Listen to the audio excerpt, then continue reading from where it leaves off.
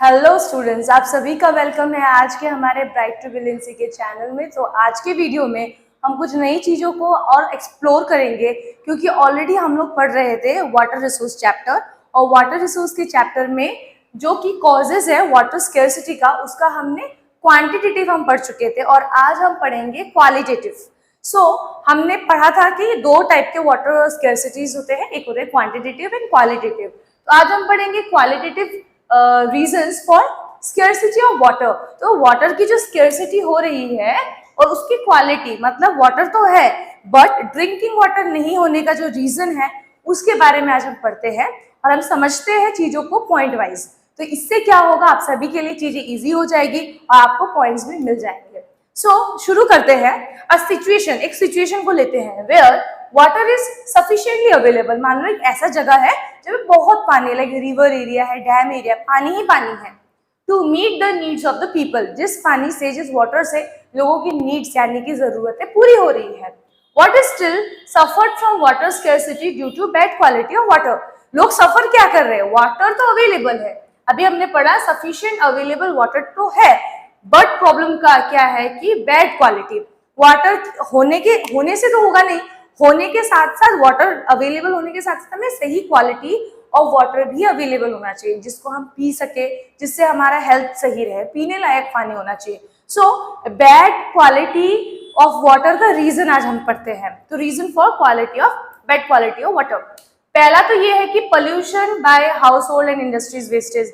जितना भी पोल्यूशन फैलता है, या तो लोग जैसे कि घर के काम करते हैं, झाड़ू पोछा बर्तन धोना, या फिर बाथरूम का वाटर जो यूज होता है वो पानी भी डायरेक्ट जाके हमारे वाटर को गंदा कर रहा है। सेकेंड है इंडस्ट्रीज वेस्टेज। इंडस्ट्रीज का वेस्टेज का मतलब होता है कि जैसे कि कोई इंडस्ट्री है, मान लो वहां से पाइप के थ्रू जितना भी उनका लाइक वेस्ट मटेरियल है वो जाकर कहाँ डिपॉजिट होता है, वाटर बॉडीज में डिपॉजिट हो रहा है।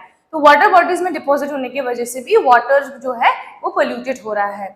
सेकेंड रीजन कुछ है कि ये सारी प्रैक्टिकल पॉइंट्स है। Chemicals and pesticides and fertilisers are use in industries. सबको पता ही है आप लोगों की इंडस्ट्रीज में केमिकल्स यूज होते हैं, पेस्टिसाइड्स एंड फर्टिलाइजर्स होता ही है कल्टीवेशन एग्रीकल्चर के मामले में। तो उससे क्या होता है, वो सारा जो केमिकल है वो कहाँ मिक्स हो जाता है, वाटर के साथ, फिर वाटर अल्टीमेटली जाके पोल्यूट हो रहा है। थर्ड पॉइंट है it is unsafe for human use. तो ये जो बैड क्वालिटी ऑफ वाटर है वो ह्यूमन के लिए बिल्कुल भी अनसेफ है, जिससे कि हमें बहुत डिफरेंट टाइप की बीमारियां हो सकती है। तो वाटर या हम जो भी चीज कंज्यूम करते हैं हमारे लिए हेल्दी होना बहुत जरूरी है। आगे बढ़ते हैं। तो वाटर की जो बैड क्वालिटी है उसके बेसिस पे एक गवर्नमेंट ने मिशन शुरू किया था जिसका नाम है जल जीवन मिशन। तो ये लॉन्च हुआ था अगस्त 15 को 2019 में। इसके बाद क्या हुआ, इस जल जीवन मिशन का गोल क्या था? गोल of Jal Jeevan mission is to ensure every rural household, rural का मतलब है गांव के जो घर बार होते हैं, get assured supply of clean pipe water. तो हर घर में पाइप के थ्रू वाटर मिल जाए, अवेलेबल हो जाए हर रूरल एरिया में, वो अवेलेबल करवाना इस मिशन का काम था।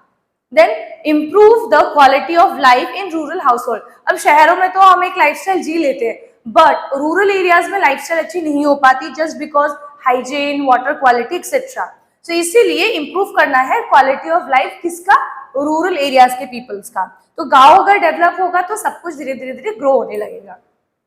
फोर्थ पॉइंट है regular supply of 55 litres for each person per day. हर एक पर्सन के लिए कम से कम मिनिमम देखा जाए तो 55 लीटर्स ऑफ वाटर सप्लाई करने का ये जल जीवन मिशन था।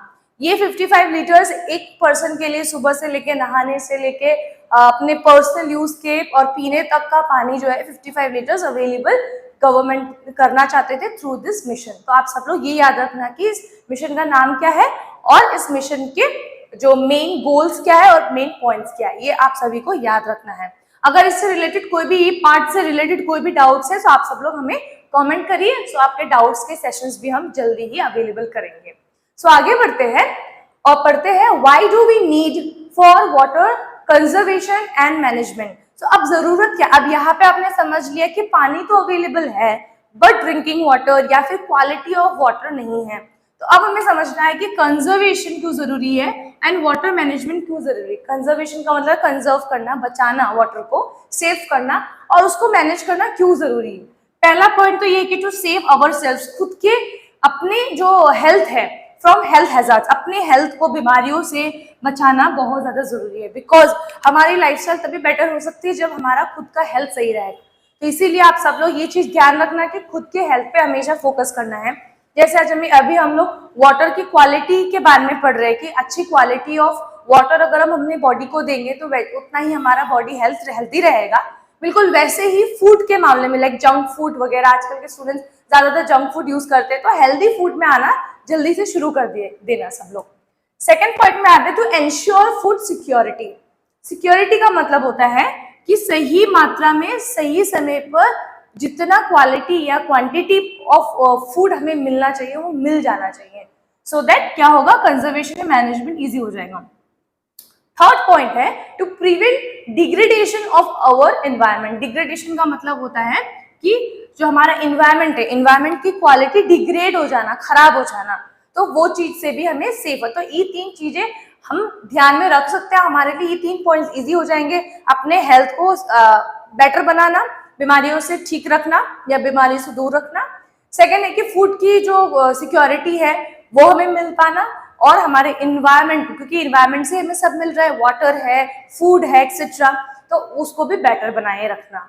ठीक है, अगर कुछ डाउट्स है तो प्लीज पूछना सब लोग। एंड नेक्स्ट सबसे इंपॉर्टेंट पॉइंट है hydraulic structure in ancient India. तो अभी सबने पढ़ा कि कैसे वाटर की क्वांटिटी, क्वालिटी सब कुछ पढ़ लिया आप लोगों ने। अब हम पढ़ते हैं hydraulic structure in ancient India. तो यहाँ पे थोड़ा सा हिस्ट्री में जाएंगे हम लोग कि एंशिएंट समय में हमारा जो हाइड्रोलिक स्ट्रक्चर था, हाइड्रोलिक स्ट्रक्चर का मतलब होता है water place to place, time to time पहुंचना, तो वो सिस्टम कैसा हुआ करता था टाइम, लाइक पहले के टाइम हिस्ट्री में। पता है in the first century BC में Srirangapuram near Allahabad had sophisticated water harvesting वहां पे होता था। अब सोफिस्टिकेटेड वाटर हार्वेस्टिंग का मतलब ज्यादा कुछ डिफिकल्ट नहीं है, नाम थोड़ा डिफिकल्ट लग सकता है बच्चों को। सोफिस्टिकेटेड वाटर हार्वेस्टिंग सिस्टम एक ऐसा सिस्टम जिसमें चैनलिंग, मतलब चैनल्स होते थे, the flood water of the river Ganga. तो रिवर गंगा जब जरूरत से ज्यादा फुल हो जाता था और वहां का जो वाटर है, एक्स्ट्रा वाटर जो है, वो फ्लड वाटर कहा जाता था। अब वो जो एक्स्ट्रा वाटर है वो जब डैम को क्रॉस कर लेता है या रिवर को क्रॉस कर, जैसे गंगा रिवर है उसको क्रॉस कर लेता है, फिर वो कहा जाएगा पूरे शहर या गांव में फैल जाता है। तो उस वाटर को कैसे सेव करने के लिए उस समय में इन्होंने बीसी श्रीरंगपुरम इन्होंने क्या किया, सोफिस्टिकेटेड वाटर हार्वेस्टिंग सिस्टम का चैनल बनाया, सो दैट जो वाटर है, जो एक्स्ट्रा वाटर है जो रिवर में लाइक रेनफॉल की वजह से एक्सेट्रा रीजन की वजह से, मेनली तो रेनफॉल है, उस रीजन से जो एक्स्ट्रा वाटर आ रहा है जिसकी वजह से फ्लड होने के रीजन है, उससे क्या करते थे उसको बचाने के लिए या फ्लड होने से बचाने के लिए उन्होंने शुरू क्या कर दिया, उन्होंने एक वाटर हार्वेस्टिंग का बढ़िया सा एक सिस्टम शुरू किया जिससे कि वो चैनल बने और ऑटोमेटिकली वाटर अपने प्लेस टू प्लेस चला जाए। वो मे बी एग्रीकल्चर हो सकता है, वाटर कोई हाउस होल्ड हो सकता है, या शहर में या कोई गांव में एक पर्टिकुलर प्लेस हो जहां से लोग वाटर कलेक्ट करें, तो एक्सेट्रा एक्सेट्रा। सेकेंड पॉइंट है during the time of Chandragupta, जब चंद्रगुप्त मौर्य का जो समय था तब क्या था, dams, lakes and irrigation system were extensively build, और बहुत ही एक्सटेंसिवली मतलब बाहरी इलाकों में बनाया था, खुले मैदान में। चंद्रगुप्त मौर्य के समय में ही जब ये किंग हुआ करते थे तभी डैम्स, लेक्स कहा क्यों बनाए जाते थे, अच्छे से इरिगेशन सिस्टम को, वाटर इरिगेशन सिस्टम को मतलब बेटर बनाने के लिए। जो इरिगेशन का सिस्टम है एग्रीकल्चर का, जिसमें हम वाटर सप्लाई करते हैं हमारे एग्रीकल्चर को या कल्टीवेशन को, उसको ना बहुत ही एक्सटेंसिवली, बहुत ही मजबूत तरीके से बाहर खुले एरियाज में बनाया, सो दैट क्या हो, इरिगेशन जो है इजी हो जाए लाइक रूरल एरियाज के लिए, और राजाओं का भी उससे भला ही होगा। नेक्स्ट है third point, evidence of sophisticated irrigation. ये जो हमने पढ़ा अभी कि हमें कैसे पता चलता है कि उस समय में इस तरीके का कोई अच्छा खासा सोफिस्टिकेटेड यानी कि एक बढ़िया मैनेजमेंट वाला सिस्टम इरिगेशन का होता था। Sophisticated irrigation works have also been found in, कहाँ पाया गया था, कलिंगा उड़ीसा, नागार्जुना कोंडा आंध्र प्रदेश, बेन्नूर कर्नाटका में, एंड कोल्हापुर जो कि महाराष्ट्र में है, और एक्सेट्रा एक्सेट्रा ऐसे बहुत सारे प्लेसेस हैं जहाँ पे हमें एविडेंस मिलता है कि किस तरीके से उस समय में सोफिस्टिकेटेड लाइक हाइड्रोलिक जो लाइक वाटर हार्वेस्टिंग है वो हुआ करता था। और अगर आप लोगों को बुक के नॉलेज के अलावा भी आप जानना चाहते हैं तो आप लोग जरूर इन प्लेसेस में विजिट कर सकते हैं। तो स्टूडेंट्स, हमने ऑलरेडी एविडेंस के बारे में पढ़ लिया है। अगर आप लोग एविडेंस को क्रॉस चेक करना चाहते हो तो खुद आप अपने उस जगह में वेकेशन पे जाओ, देखो ऐसे हिस्टोरिकल प्लेसेस को, सो दैट जो भी बुकिश नॉलेज है वो प्रैक्टिकल नॉलेज बन सके। तो आगे बढ़ते हैं अगले पॉइंट की तरफ। अगले पॉइंट में ये है कि इन द 11th सेंचुरी की बात है कि जो भोपाल लेक है, ठीक है, Bhopal lake one of the largest artificial lake माना गया है उस समय का, जो कि बनाया गया था, ठीक है, artificial lake, so that water को स्टोर किया जा सके। ये भी एक पॉइंट है। एंड उसके बाद है इन द 14, यहाँ पे तो हमने 11th सेंचुरी पढ़ लिया। 14th सेंचुरी में क्या था, जो टैंक या द टैंक इन द हॉर्सकश was constructed by Iltutmish for supplying water to Siri fort area, जो था वो दिल्ली में था। तो आप सबको याद रखना है कि 14th सेंचुरी की बात है, जो टैंक बनाया गया था हर्षकश में, और वो कंस्ट्रक्टेड किया गया था by the Iltutmish for supplying water, so that वो वाटर सप्लाई कर सके। कहाँ पे, फोर्थ में, ठीक है, श्री फोर्ट में, जो कि प्लेस जो है वो इस श्री फोर्ट आपका दिल्ली में पाया जाए।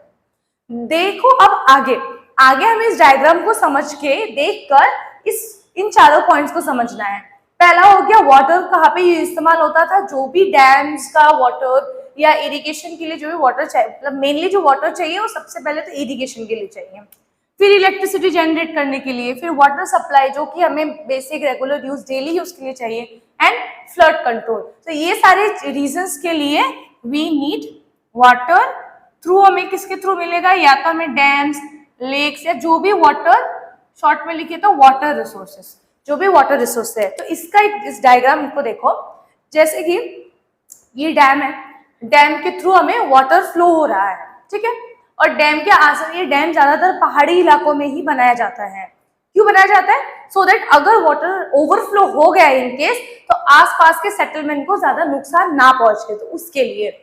और ये जो डैम है, इस डैम में क्या होता है ना, ये जो मैं दिखाया तुमको इस तरीके से बना के, यहाँ पे एक इस तरीके का लाइन होता है, सो दैट जब ओवरफ्लो हो जाए तो उस वाटर को, मतलब एक तरीके से बोल सकते हैं कि दरवाजे टाइप का होता है, सो दैट वाटर अगर ओवरफ्लो हो रहा है तो उस दरवाजे को खोल दिया जाता है और पानी जो है नीचे से फ्लो जाता है, प्रेशर में नहीं जाता है।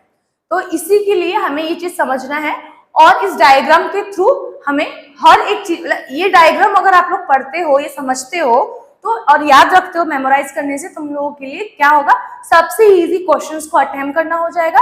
एंड डायग्राम हमें काफी हेल्प करते हैं कुछ क्वेश्चंस को अटेम्प्ट करने के लिए और सॉल्व करने के लिए, ठीक है।